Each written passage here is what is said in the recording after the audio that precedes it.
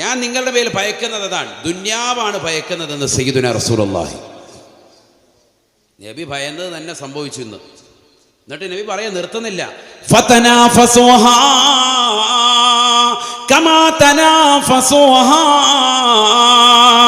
മുൻഗാമികളാകുന്ന ആളുകൾ ഖാറൂനും നമ്രൂദും ഫിർഔനും ഹാമാനും ശദ്ദാദും ഒക്കെ എത്രമാത്രം താല്പര്യം സമ്പത്തിനോട് കാണിച്ചു, അതേപോലെ നിങ്ങളും സമ്പത്തിന് വേണ്ടി മത്സരിക്കുമേ, അതിനുവേണ്ടി മത്സര്യ ബുദ്ധിയോടുകൂടി നിങ്ങൾ നിലകൊള്ളുമേ.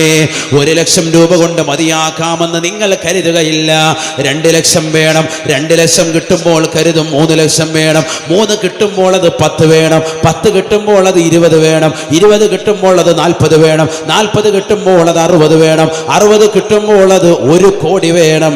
ഇങ്ങനെയുള്ള ചിന്തകളായിട്ട് നിങ്ങൾ പോകുമേ, നിങ്ങൾ ഭൗതികത്തോട് മത്സരിക്കുമേ.